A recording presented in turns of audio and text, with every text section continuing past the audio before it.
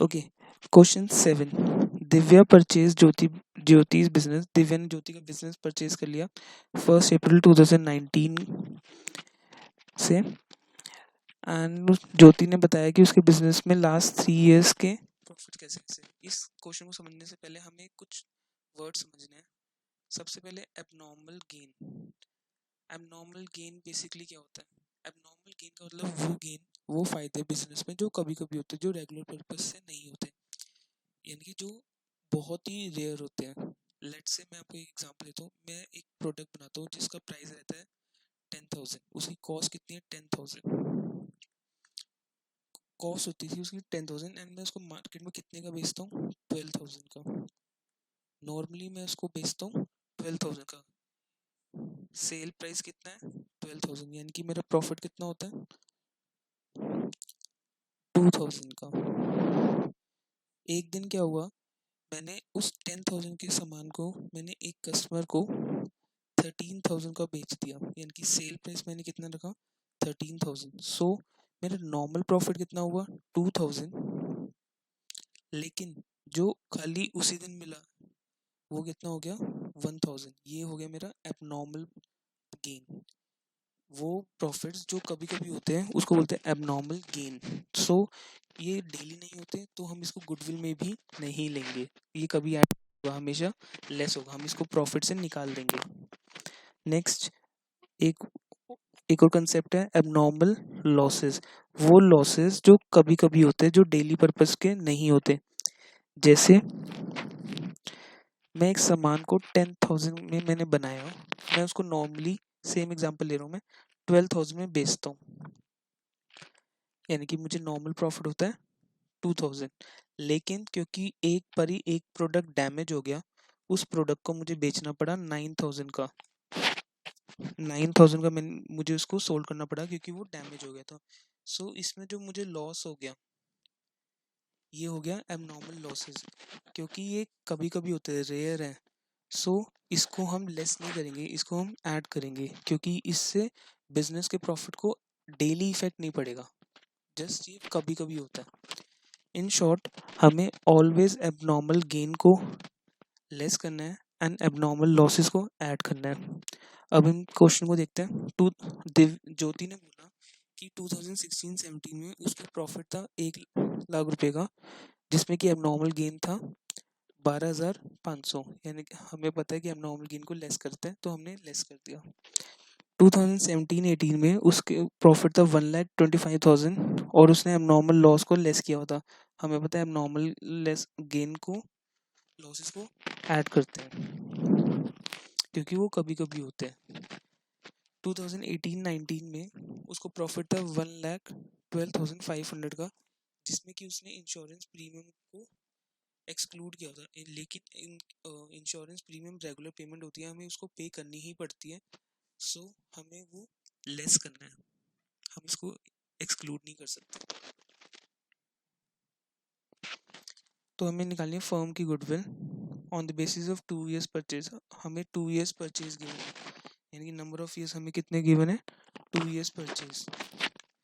Okay, average profit निकालने से पहले सबसे पहले तो हम नॉर्मल प्रॉफिट निकालते हैं। यानी कि 1 लाख जो हमें 2016-17 में था, उसमें 12,500 का जो अब नॉर्मल गेन था उसको हमने लेस कर दिया, तो हमारे पास नॉर्मल प्रॉफिट कितना गया? 87,500। 2017-18 में जो हमें प्रॉफिट गिवन था 1,25,000 का, उसमें हमने अब नॉर्मल लॉस को हमने ऐड कर दिया 25,000। एंड 2018-19 में जो हमें 1,12,500 का प्रॉफिट था, उसमें हमने 12,000 लेस कर दिया। ये साइन गलत लगा हुआ है इधर, तो हमने उसको लेस कर दिया 12,500, क्योंकि इंश्योरेंस प्रीमियम हमें पे करना ही पड़ेगा। सो उसके बाद हमारी वैल्यू होगी 1 लाख। इन्होंने कैलकुलेशन सही किया, बस साइन गलत था। सो हमारा नॉर्मल प्रॉफिट आ गया 87,500, 1,50,000 एंड 1 लाख। अब हम इन तीनों नॉर्मल प्रॉफिट्स को ऐड कर देंगे तो हमारे पास टोटल प्रॉफिट आ जाएगा।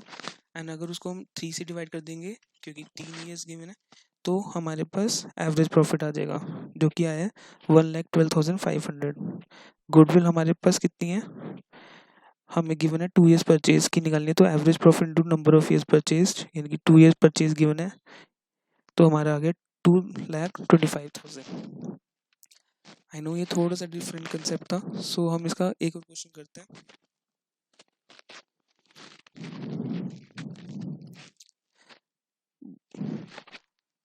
Bharat and Bhushan are partners sharing profit and loss in the ratio 3:2।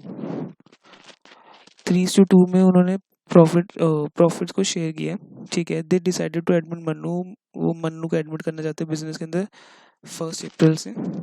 Mannu को capital Mannu will be given 2/5 share, Mannu को 2/5 शेयर देंगे प्रॉफिट में।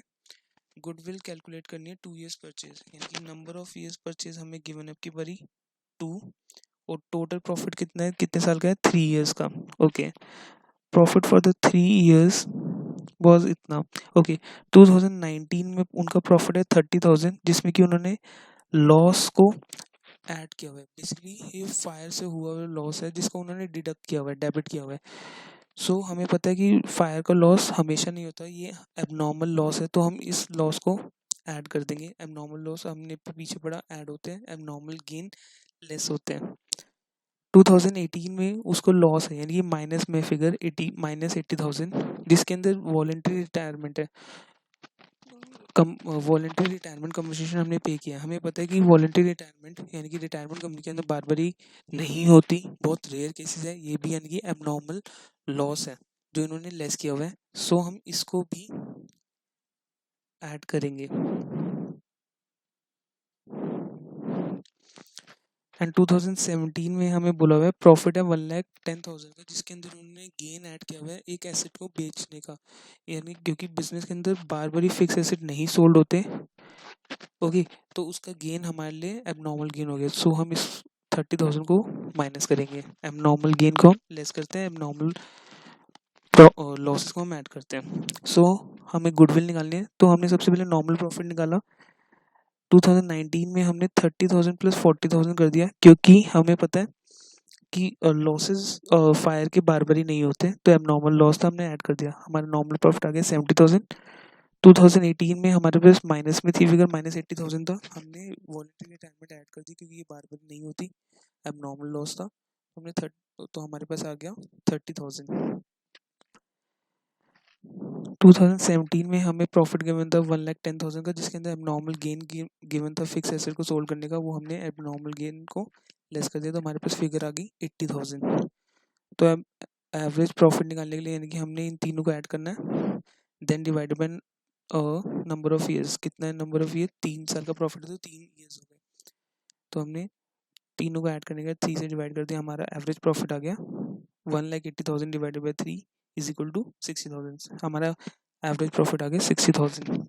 गुडविल निकालने के लिए हमारे पास फॉर्मूला है average profit into number of years purchase. Average profit 60,000, number of years हमें गिवन है 2, तो हमने 2 से इंटू कर दिया, हमारे पास आ गया 60,000 इंटू 2, 1,20,000 की हमारी गुडविल आ गई।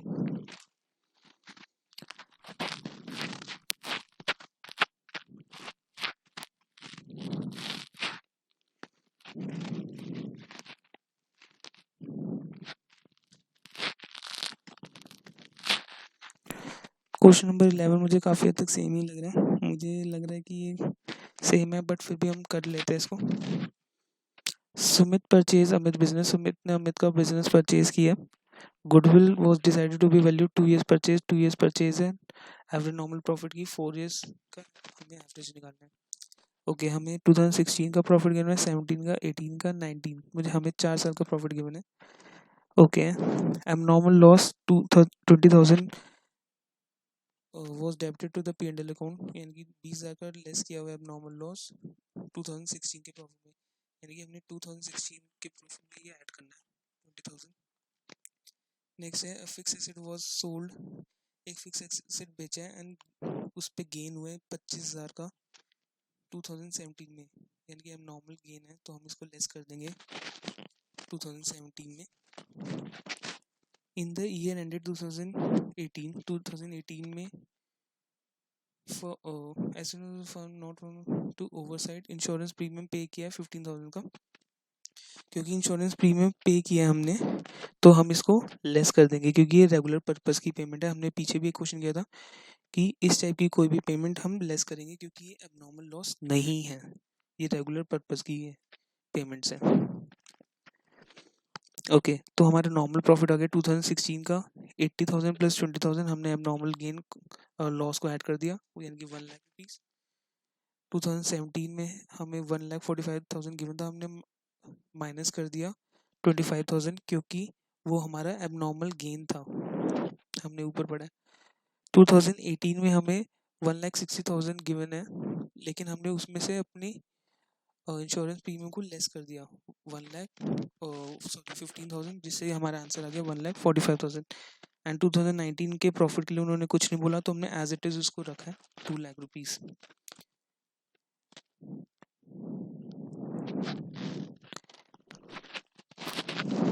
तो हमारे पे टोटल प्रॉफिट आ गया 1 lakh plus 1,20,000 plus 1,45,000 plus 2 lakh, हमारा टोटल प्रॉफिट आ गया 5,65,000। हमारा एवरेज आ गया नॉर्मल प्रॉफिट का 5,65,000 डिवाइडेड बाय 4, यानी कि 1,41,250। तो हमारे पास गुडविल निकालने के लिए फॉर्मूला है average profit into number of years purchase, जो कि आ गया हमारा 1,41,250 इंटू 2 ईयर्स परचेज था, तो आंसर आ गया 2,82,000।